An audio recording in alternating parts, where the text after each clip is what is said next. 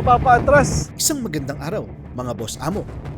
Ito ang storya ng aming paghahanda sa aming mga tuta sa totoong mundo.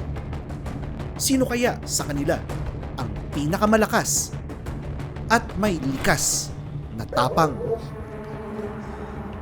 Ganda oh. Oh.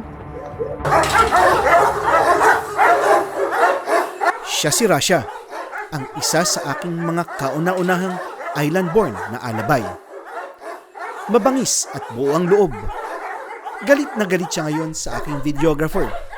Kaya naman itong si Michael ay doble ingat sa pag-handle kay Rasha. Ngunit kagaya ng tao at ibang aso, si Rasha ay may kahinaan din. Kung gaano kabangis si Rasha sa loob ng supero, kabaliktaran naman ito kapag siya ay nasa labas. Tingnan natin ang reaction niya kapag katabi niya ang van. Mausisa, Tama. nakabuka ang bibig at nakabaling patalikod Oh, ang kanyang tainga. okay. Senyales na hindi siya kalmado. Aakit kaya to? Siya ay interesado. Marahil ay naamoy niya ang mga ibang aso ko na nakasakay na sa puting van. Mukhang okay siya dahil hindi naandar. So pasado si Rasha doon. Next, papaandarin ko. Nang pinaandar ko na ang makina ng van, ay mas lalo siyang naging mausisa. Ang supero leash ay tensyonado at Okay. banat na banat. At kung may pagkakataon nga lang, marahil si Rasha ay lalayo Ito. at mag-uusisa na lamang mula sa malayo. Iniikot ko siya sa paligid Ikot ng kita. van upang kahit papaano ay matanggal ang kanyang stress. Papasok ba Isinakay siya? ko siya ulit. Sumakay pa din siya ng may tension sa leash. Okay. Ito ay palatandaan na ang isang aso ay hindi sanay sumakay. Kagaya na lang nila Kandula noon. Tingnan nga natin kung nag-improve na tong halimaw na to. Ito ang tatay ni Bulldozer. Kung noon ay para kaming Ayan. nagtatag of war ni Lakan At dati- upang maisakay siya sa van. Yun, Ngayon ay automatic na ang galawan. sanay na din eh. Matagal-tagal din namin trinabaho ito. Mula sa pagdalaw namin kay Naka-on na Kuya yung Kim, van, boy. sa pagpunta namin sa mga cafes dito sa Amadeo, sa pagsama ni Lakan sa mga community pack walks at Umiihi iba pa pa. Grabe ka, umihila ka na. Matagal-tagal na desensitization ang aming ginawa. Sing tagal ng pag-ihi niya. Hindi lahat ng lugar ay kayang lakarin. Ang tagal. Kaya Uy, kailangan alis lahat na tayo, ng aso late ko na tayo. ay hindi takot sumakay sa van. Buti sana kung singlaki lang sila ng Shih Tzu na pwedeng kargahin. Sa sobrang dami kong sinabi, hindi pa din tapos umihi si Lakan. Ganyan ang mga Tulog muna ako. giants. Kung gaano sila kalaki, ganon din kadami Ano? ang Yan, kanilang tapos na. ihi. Meron pa? Ay, nakaw. Ayan. Naka-on yan ha, Lakan ha. Papasok ka ba? Magaling na. Okay na rin to. Hindi na kagaya dati. Nag-i-improve ang aso kapag lagi mong dinadala sa labas. Hindi porke matatakutin na siya sa una, matatakutin na siya hanggang huli. Ayaw mo na bumaba? Pero may mga aso din na likas na may confidence. Kagaya na lang nitong si Pyongyang. Si Pyongyang ay kapatid ni Rasha. Anak sila ni Nakasakay? Orange at Dilim. Oh. Hindi pa din nakasakay ng van si Pyongyang. Good. Pero kitang-kita mo ang kanyang pagiging confident. Okay. Nakabukang bibig, Reaction. nagwawagayway ang buntot, at tila ba kanyang sinasabi, "Boss, saan ang lakad?" Kim. Oh, Ganon din itong matik kapatid ni yan. Lakan na si Matik Kim. yan, sakay agad dyan. Hindi siya madalas maisama sa Siyempre, lakad. ihi. Minsan lang siya Markings makasakay ng agad. van. Ah. Pero ang kanyang confidence ay Alam nag-uumapaw. mo, ibang-iba talaga to. Oh. Nakawag agad ang tail. Ano, alis tayo? Hindi tayo alis. Kalalabas mo lang nung Sabado eh. Ang mga island-born naman na magkakapatid na lapu-lapu, Konting pitik na lang ng dish niyan, sasakay na siya. Diba? Napaka-simple at napaka-smooth. sila ang mga produkto ng Kahit aming isa na natin pagbabago sa supero. Wala Lahat na lang sila, ilapo-lapo pagkabata yan. pa lang, ay dumaan Michael, sa on the desensitization engine. at socialization. Ayan. Kapag naka-on na yung engine, mas gusto pa niyang pumasok. Okay, very good, Lapu-Lapu. Kaya naman kahit saan mo sila dalhin, Very good. ay Halika na. simpatiko at kalmado. Ito yung mga makakapal na mukha eh. Oh, kahit saan mo nadalhin to. Oh, pasok. Oh. Sinong galing dito? Yung tatay mo galing diyan. Pasok na.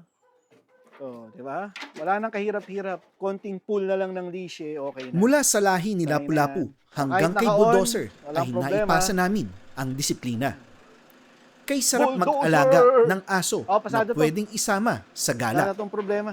Kaya naman, ang disiplina na ito Oy, di nila- ang nais naming ituro sa aming mga kanggay puppies bago sila mawalay sa supero. Magtatatlong buwan na ang mga kanggay puppies namin. 3 na ang kanilang bakuna. Kaya naman, pwedeng-pwede na silang i-introduce sa mas malawak na playground. Kung dati ay nasa sementadong laruan lang sila, ngayon ay sa lupa na. Habang ako ay nagkakape, ay pinalabas ko ng isa-isa ang 9 na tuta. Ganda ng katawan nito. Oh. Nag-iba na yung texture ba? Parang dati medyo dry eh. So ito, katawan, maganda. Ulo, maganda. Sa galaw, halatang walang problema sa paa, halatang walang problema sa buto. Kulay, parang Pilipinas din pala to eh, no? Nakakatuwang Pagka-shade of pagmasdan gray. ang kanilang masisiglang Ganda pangangatawan. rin ang katawan nito. Lumalabas na din ang Oo. pag-iba ng Hmm, kanilang ganda ako, kulay. Dinedma At lang. nagkaroon na din ng hugis ganda na rin ang ng katawan. kanilang katawan. At dahil sa hindi sila sanay sa lupa, palagi silang nakayuko o nakahiga Saan siya, oh? habang naglalakad.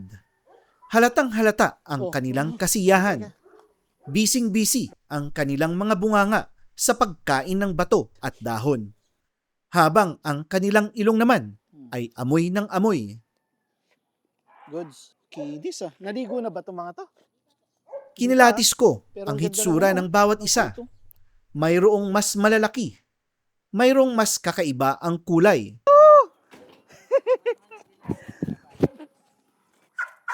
Ganda nito. Markings oh. May mga dot-dot na puti. Kulay gray siya. Mayroong mas maliliit sa ngayon. Pero kahit nagkakaiba sa itsura Yung mga at babae sa laki, parang ano. Parang ang sweet. pagmamahal namin sa kanila ay pare-pareho. Aray ko. Walang liyamado Ganda at oh. walang dehado. Nang makilatis ko na ang Ganda lahat, talaga na, ay no? pinalabas ko na Naging sila standout talaga yun, ng no? sabay-sabay. Lumulutang ang ganda ng bawat isa. Iba't iba ang kanilang katangian.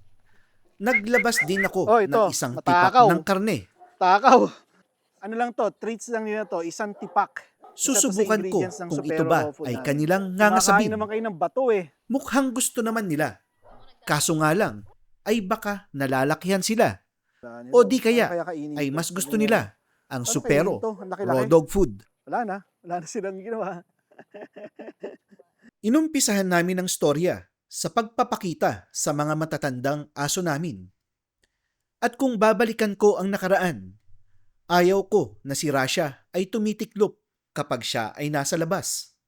Ah. Ngunit ito ay nangyari na Oh. at pwede pa naman naming maiayos kahit siya ay matanda na.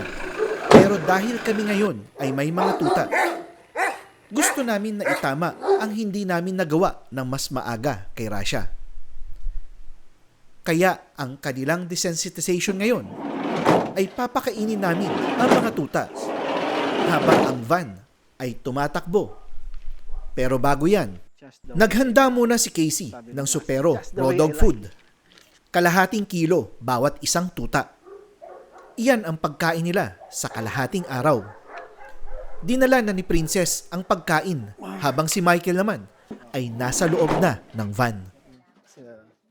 3 tuta sa bawat batch ang ginawa namin. Nauna ang Tumatahol pa, 3 ano? lalaki. Si- Pangalanan natin silang Ba't siya si tumatahol? small, medium at si large. Si large ang tahol ng tahol. Si medium yung Oh, medyo grabe, medium. At si small yung pinakamaliit sa ngayon.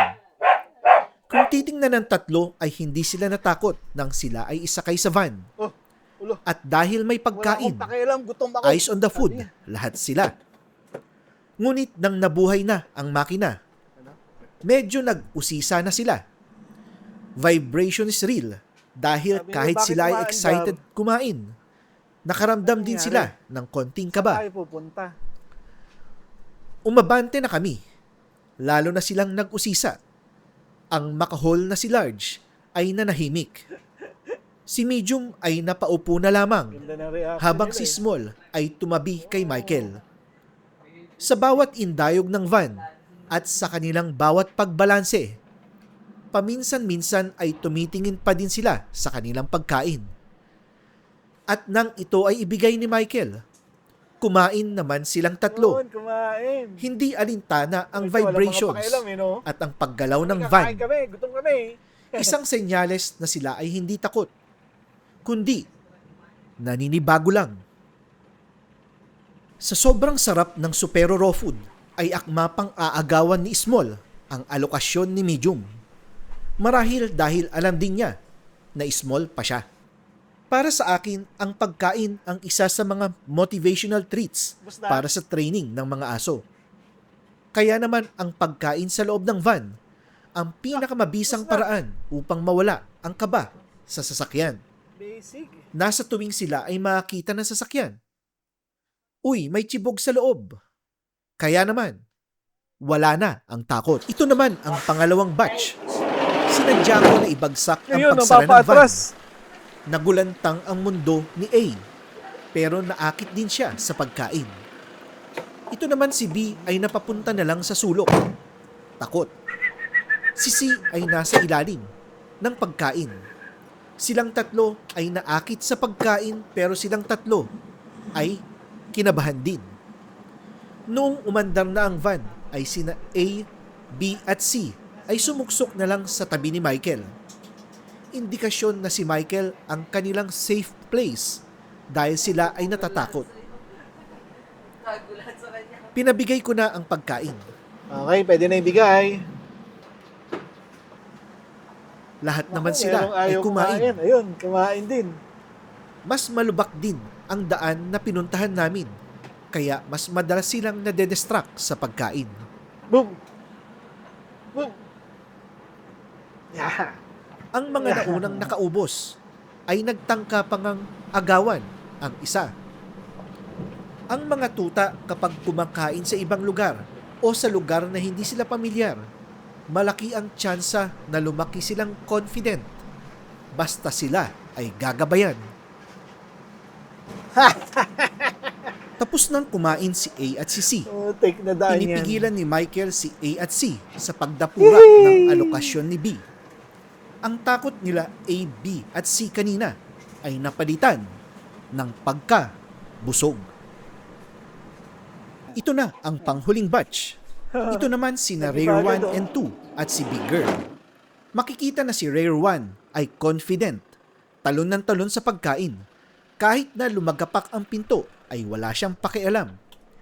Si Big Girl naman ay napapunta sa sulok, Oy, habang oy, si Rare 2 may ay isang takot. nag-uusisa lang. May takot na yun. Oy, ganda talaga ugali nung Rare. Umabante na nga kami. Si Big Girl ay nag-uusisa Merong isang habang si takot. Rare 2 ay nakaupo Yung isa, sa okay kanan lang, ni Michael. Tinabihan ni Big Girl si Rare 2 at sa pagbilis ko nga ng pagpapatakbo, walang pakialam si Rare 1. Pilit pa ding inaabot ang pagkain. Confident at siguro Bilisan ay natin. gutom na gutom na. Si Big Girl ay medyo kumakalma na, habang si Rare 2 ay hindi pa. Pinadaan ko pa sa lubak-lubak upang lalong lumakas ang vibrations at para sila ay magbalanse. Okay, bigay na. Pagkalapag nga ng Tingnan natin kanilang sino pagkain, kakain. ay habhab agad ang tatlo. Aba, kahit bahagang buntot, pero kumain lahat. Basta may pagkain.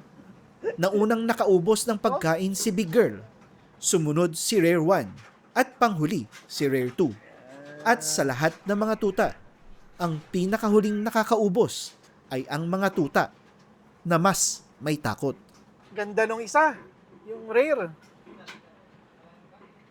Ano yun, no? Confident. Tapos na ang exercise at panahon na upang piliin Yeah. si Malakas at si Tapang. So ito si, si Malakas. Ito si Malakas, Pogi. Kung sa Pogi, Pogi talaga yan. So ito si Malakas. Definitely, siya talaga yung pinakamagandang tuta sa babae. Para sa akin, siya din si matapang, di ba? So, nakuha mo na lahat, maganda, matapang. O, tingnan mo, wala man lang katakot-takot dito. Kamay buntot, kawag ng kawag. Although nirarank namin sila, pero hindi ibig sabihin ng isa sa kanila, less ang pag-aalaga kumpara dun sa magaganda. Sa supero, pare-parehong pag-aalaga dyan, pare-pareho ng pinapaliguan, pare-parehong nililinisan ng cage, pare-parehong kinakain, at pare-pareho ang binibigay na pagmamahal ng bawat isa sa supero. Okay? Yun lang. Maraming salamat. Yun lang po sa ngayon at maraming salamat sa panunood.